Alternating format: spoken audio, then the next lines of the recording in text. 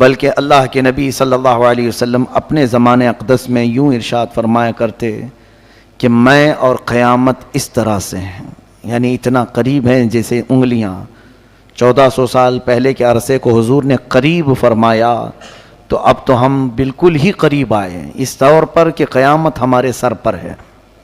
ساری نشانیاں ظاہر ہو چکی ہیں، محض چند بڑی نشانیوں کو آنا باقی ہے، جس کے بعد قیامت قائم ہو جائے گی۔ ہمارے بزرگوں نے آج جو موجود ہیں انہوں نے بھی جو پیشین گوئیاں کی، اے لوگو تم بہت زیادہ پھیلنے کی کوشش نہ کرو، اس لیے کہ سب سے بڑے فتنے، سب سے بڑی علامات قیامت کی جو آنی ہیں وہ بالکل قریب ہیں تمہاری زندگیوں سے۔ دجال کا ظہور، یاجوج ماجوج کا نکلنا بہت ہی قریب ہے۔ اللہ تعالیٰ قرآن میں آج کی اس پارے میں ہم نے یہ بھی پڑھا، حتیٰ اذا فتحت یاجوج و ماجوج، یاجوج ماجوج کو کھول دیا جائے گا۔ یہ کوئی دو آدمی نہیں ہے، ایک بہت بڑی فوج ہے، بہت بڑی فوج، اتنی کہ انسانوں سے بھی زیادہ ہیں۔ اور یہ جب دنیا میں داخل ہو جائیں گے، ان کو اللہ تعالیٰ نے جزیروں پر قید کیا ہے۔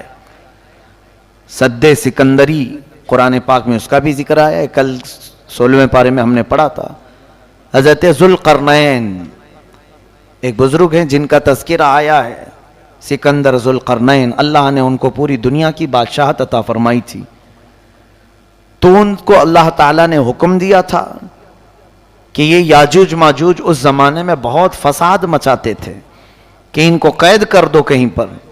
تو لوگوں نے آپ سے کہا، قالوا یا ذا القرنین ان یاجوج و ماجوج مفسدون فی الارض فہل نجعل لک خرجا، یہ زمین میں اتنا فساد مچاتے ہیں تو آپ ہمارے لیے کوئی ان سے نکلنے کا راستہ بنا دیجئے۔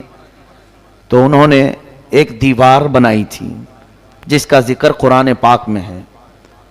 حضرت ذوالقرنین نے سیسا پگھلا کر کے ایک بہت ہی مضبوط دیوار کھینچی۔ وہ دیوار کہاں ہے اللہ بہتر جانے، ہمیں قرآن نے اتنا کہا ہے کہ انہوں نے دیوار میں انہیں قید کیا۔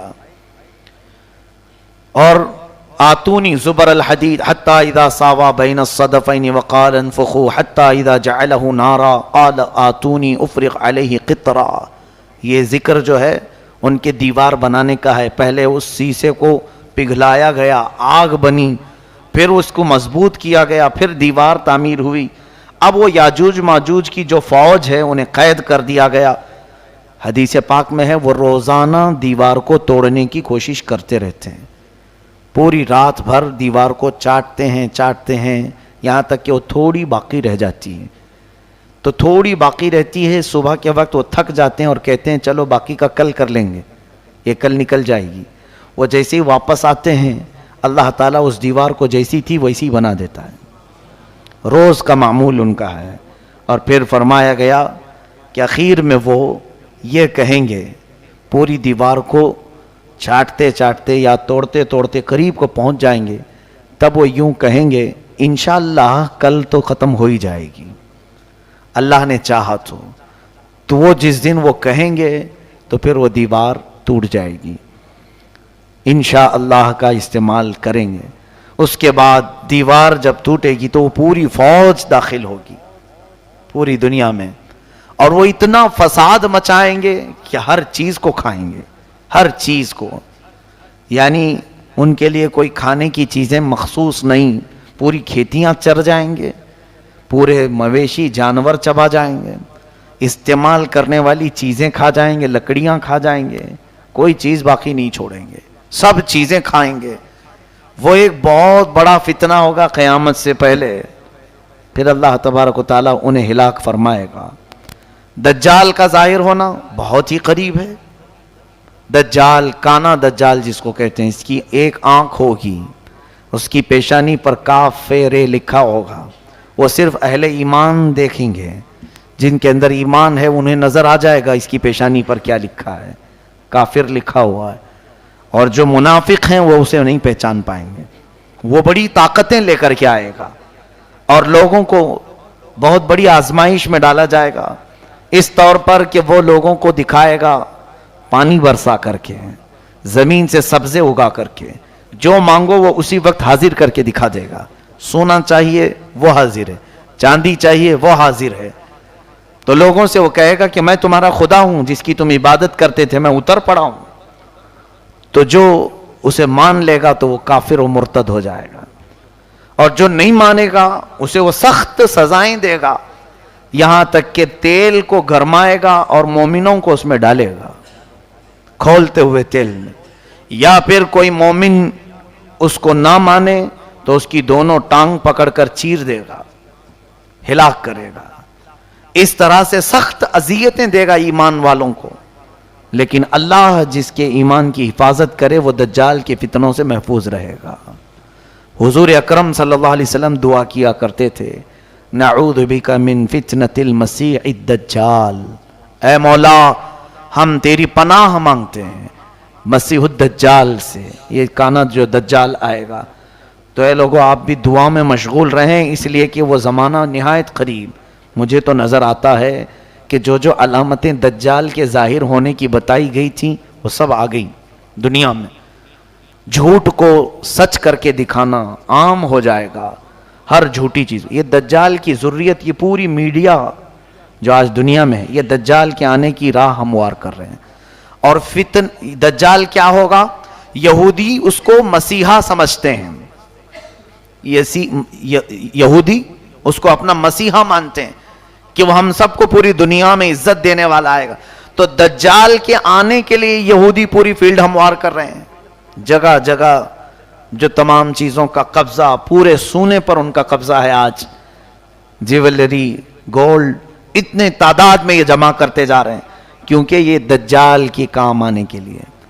اور دجال ان کے لیے مسیحا ہے، بظاہر مسیحا. وہ یوں سمجھتے ہیں کہ ہمیں جنت دلانے والا آنے والا ہے. دیکھا نہیں آپ نے یہودی اکثر چیزوں میں، اپنے برانڈ میں یا اپنے لوگوں میں ایک آنکھ کا استعمال کرتے ہیں. وہ ایک آنکھ کا استعمال دجال کی علامات ہیں. وہ دجال کی پوجا بھی کرتے ہیں، عبادت بھی کرتے ہیں، اور اس کے آنے کی دعائیں کر رہے ہیں آج پوری دنیا میں. سال میں پورا اجتماع ہوتا ہے یہودیوں کا، اور وہ بار بار دعا کرتے ہیں کہ وہ جلدی سے آ جائے. تو یہ یہودی پوری اس کی فوج تیار ہے آج، سارا یعنی فیلڈ تیار کر دی گئی. یہ بھی حدیث پاک میں آیا ہے دجال کے آنے سے پہلے پہلے یہودی اور عیسائی تمام ملکوں کو فتح کرتے کرتے حرم پاک تک پہنچ جائیں گے. حرمین طیبین چھوڑ کر، مکہ مکرمہ اور مدینہ طیبہ چھوڑ کر تقریباً پوری دنیا پر یہ قبضہ کر لیں گے. یہ حدیث پاک میں یہ ہو کے رہے گا. اور یہ پہنچ گئے، آج عرب میں بھی پہنچ گئے ہیں. آج عرب کے تمام ایئرپورٹ، سعودی عرب، اصل میں اس کو سعودی کہنا مناسب نہیں سمجھتا، وہ عرب شریف تھا، ان ظالموں نے اس کو سعودی بنایا ہے، پہلے نہیں تھا یہ سعودی. اس کو انہوں نے اپنے خاندانی نام سے ملک کو تجویز کیا ہے. وہ عرب ہے، حجاز ہے حضور کے زمانے کا. وہاں اب تقریباً سیکورٹی کے تمام معاملات بادشاہوں نے اب اسرائیل کو دے دیا ہے، یہودیوں کو دے دیا ہے. حتیٰ کہ ابھی نئی خبر یہ بھی ملنے کو آ رہی ہے کہ حج اور عمرے کے تمام انتظامات اسرائیلی کمپنی کو دیے جانے والے ہیں. یعنی وہ بہتر سے بہتر سیکورٹی فراہم کریں گے. کتنے سالوں سے، کئی 100 سالوں سے اسرائیل کا اور عرب کا کوئی تعلق نہیں تھا، سفارتی تعلق نہیں تھا. ابھی جا کر کے یہ تعلق بھی قائم ہونا شروع ہوا کہ براہ راست سعودی عرب سے پروازیں، طیارے، پلین اسرائیل جا سکتے ہیں، آ سکتے ہیں. یہ ساری چیزیں ہموار ہو گئیں.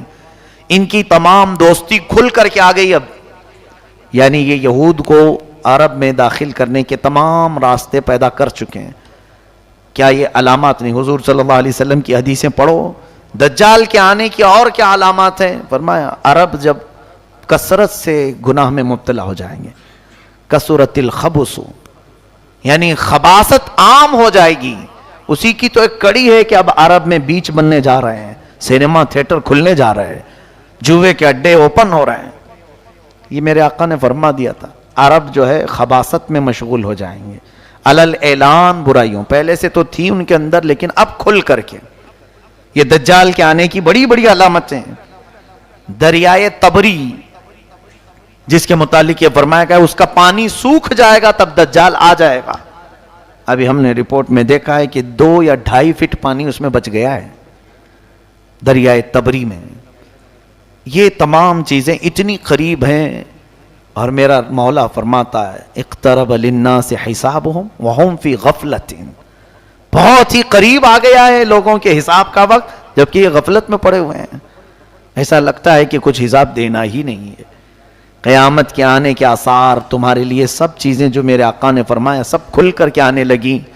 پھر کیوں ہم واپس جانے کی انتظار میں نہیں؟ اپنے لیے تیاریاں. آج دیکھیں بچہ بچہ گھر میں اپنے ماں باپ سے ایک چیز پوچھتا ہے عید کے میرے جوڑے کون سے ہیں. ماں باپ یا پھر تقریباً آج اکثر لوگوں کو آپ کسی مارکیٹ میں ہی دیکھیں گے سارے بازار بھرے ہوئے ہیں آج. کیوں؟ عید کی خریداری ہے. عید میں پہننا تو ہے میاں ابھی عید تو 15-20 دن باقی ہے لیکن تیاری اب سے شروع ہے. ٹیلروں کے پاس جانا اور پھر اپنے سجنے سنورنے کے سامان لینا یہ سب چیزیں ہو چکی. تقریباً عید آنے سے پہلے پہلے سب کے کپڑے تیار ہیں. گھر میں کیا بننا ہے یہ بھی تیار ہے. گھر میں کیسے سجاوٹ ہوگی یہ بھی تیار ہے. سب تیار ہے. ایک دن کی عید کے لیے ہم مہینہ بھر سے تیاریاں کر رہے ہیں. میرے عزیزو قیامت میں مولا کے حضور کھڑے ہونے کی کیا تیاری کی؟ کون کون سی تیاریاں ہمارے پاس؟ کبھی اپنے بچوں کو سکھایا کہ بیٹا وہاں رب تعالیٰ تو تجھے ننگا کر دے گا تو کیا پہنے گا؟ قرآن پڑھا؟ اپنے لیے کچھ رکھا؟ کہیں تمہاری کوئی چوپڑی میں چھوٹی سی نوٹ بک میں لکھا ہوا ہے کہ میں نے اپنی زندگی میں اتنے ختم قرآن کیے ہیں، اتنی تسبیحات پڑھے ہیں، اتنے ذکر کیے ہیں؟ یا پھر کوئی تو چیزیں ایسی لکھ کر کے رکھو کہ رب تبارک و تعالیٰ کے حضور اگر پوچھا جائے تو یہ پیش کر دوں گا. ہم تو اندھا دھند جی رہے ہیں، ہم کو تو کوئی خبر ہی نہیں. باقی سب ہم جوڑے گنتے ہیں، ہر چیز کی تمام ہم کو حساب کتاب سب معلوم ہے. کس دن کیا بنے گا، کس دن کیا سجایا جائے گا، کس دن کیا پہنا جائے گا. میرے عزیزو یہ غفلت کی زندگی ہمارے لیے بہت ہی خطرناک ہے. مسلمان کی زندگی ایسی نہیں ہونی چاہیے. کفار و مشرکین اگر ایسے جیتے ہیں تو ان کے لیے تو اللہ نے جہنم تیار کیا ہے. اللہ فرماتا اعدت للکافرین، میں نے جہنم کو کافروں کے لیے تیار کیا ہے. تم کیوں اس کی تیاری کر رہے ہو؟ فاتقوا النار التي وقودها الناس والحجارة اعدت للکافرین، اس جہنم کی آگ سے ڈرو جس کا ایندھن میں نے انسانوں کو اور پتھروں کو بنایا. لیکن وہ جہنم کس کے لیے ہے؟ اے لوگو کافروں کے لیے. تم خوش نصیب ہو اللہ نے تمہارے لیے کہیں پر بھی قرآن میں ایک جگہ بھی نہیں فرمایا کہ جہنم ہے، بلکہ سب جگہ تمہارے لیے فرمایا ان الذین آمنوا وعملوا الصالحات کانت لہم جنات الفردوس نزلا. جو ایمان لائے ہیں عمل صالح کیے ہیں اے لوگوں ان کی مہمان نوازی کے لیے تو میں نے جنت الفردوس بنایا ہے. ایک جگہ نہیں، ہر پارے میں تمہیں ملے گا جنات تجری من تحتها الانہار خالدین فیہا. ایسی تمہارے لیے جنتیں میں نے بنائی ہیں، باغیچے ہیں جس میں نہریں بہ رہی ہیں. جو جائے گا اس میں ہمیشہ رہے گا. لیکن بندہ ہے کہ وہ مولا کی سجائی ہوئی جنت کو لینے کی تیاری کرنا نہیں چاہتا. کافروں کے کام اچھے لگتے ہیں، یہود و نصارہ کے عمل پسند ہیں. ہماری پوری قوم کو ان کی ایکٹیویٹیز میں دلچسپی ہے، ان کے کیریکٹر کو دل سے لگانے کو پسند کرتے ہیں. باقی رہی بات مصطفیٰ کریم صلی اللہ علیہ وسلم نے جو اخلاق کریمانہ دیے تھے، اور اسی لیے سچ فرمایا تھا میرے آقا نے دنیا میں ایسے جیو جیسے مسافر رہتا ہے، بہت جلدی تم چلے جاؤ گے یہاں سے، اور ہمیشہ کی زندگی کو کیوں یہ چھوٹی سی زندگی پر قربان کرتے ہو؟ یہاں جتنا بھی عیش کرو گے عارضی ہوگا، ٹیمپرری ہوگا. ارے دیکھتے نہیں یہاں کپڑے بھی پرانے ہوتے ہیں، دیکھتے نہیں یہاں پر چیزیں بھی پرانی ہو جاتی ہیں، بہت جلدی پرانی ہوتی ہیں. اور تم دیکھتے دیکھتے ابھی تمہاری جو جوانی ہے وہ جھریوں میں بدل جائے گی. ابھی چہرے پر رنکلز آنے شروع ہو جائیں گے، دانت جھڑنے شروع ہوں گے، بال سفید ہونے لگیں، کمر جھکنے لگے گی. دنیا کا تو قرار ہے ہی نہیں کسی چیز پر. بہت تیزی سے تمہارے اندر تبدیلی لا رہی ہے. کیا اپنے پچھلے حالات دیکھتے نہیں؟ ذرا شیشے میں جا کر دیکھ لینا. چند دن پہلے یا چند سال پہلے تمہارا چہرہ کیسا تھا، آج کیسا ہے؟ بدل رہا ہے کہ نہیں بدل رہا؟ بوڑھے لوگ اپنے چہرے دیکھیں، کیا ان کے بال کبھی کالے نہیں تھے؟ کیا ان کے چہرے جگمگاتے نہیں تھے حسن سے؟ بہت جلدی تمہارے چہروں پر بھی جھریاں آ گئیں، بدل گئے. تو کیوں یہ نہیں سمجھتے کہ یہاں کی کوئی چیز میں قرار ہے ہی نہیں، پائیداری ہے ہی نہیں. بہت تیزی سے دنیا ہماری ساری چیزیں بدل دیتی. لیکن مولا فرماتا ہے جس کو میں نے جنتی لباس پہنایا وہ کبھی پرانا نہیں ہوگا. جنتی جو بھی اندر جائے گا وہ کبھی بوڑھا نہیں ہوگا. جو جوان ہے جوان ہی ہمیشہ کے لیے.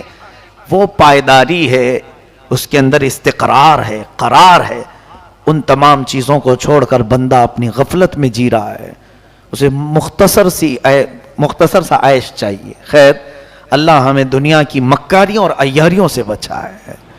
بس دنیا سے اتنا لے لو جتنا جینے کے کام آ جائے، اتنا حاصل کر لو جتنا یہاں سے زندگی گزر جائے، لوگوں کے سامنے ہاتھ پھیلانا نہ پڑے، اللہ اپنا محتاج بنائے رکھے، بس اتنی زندگی گزار لو. باقی رہی بات بہت زیادہ پھیلنے کی تو جنت میں پھیلا لو، وہاں زیادہ سے زیادہ پھیلا لو جتنا ہو سکتا ہے. تم کثرت سے دعا کرو. حدیث پاک میں ہے تمہیں ملے نہ ملے دنیا میں دعائیں قیامت کے دن پہاڑوں کے برابر نیکیاں اسے دی جائیں گی. پوچھے گا بندہ یہ کہاں سے مولا، میں تو اتنی نیکیاں کیا نہیں تھا. رب تعالیٰ فرمائے گا اے بندے تو دنیا میں روز مجھ سے مانگتا تھا، میں نے تجھے دیا نہیں، وہ سب یہاں کے لیے جمع کر رکھا تھا. بندہ کہتا ہے کاش میری دنیا میں تو کوئی دعا قبول نہیں کرتا، کوئی نہیں قبول کرتا، سب یہاں کے لیے رکھتا. تو آج تو میں فخر سے جنت میں سب کو بتاتا کہ میں سب سے زیادہ نیکیاں جمع سبسکرائب کیجئے ہمارے یوٹیوب چینل ارمان ملک 78692 کو، جس سے ہماری ہر ایک نئی ویڈیو آپ کو ملتی رہے گی.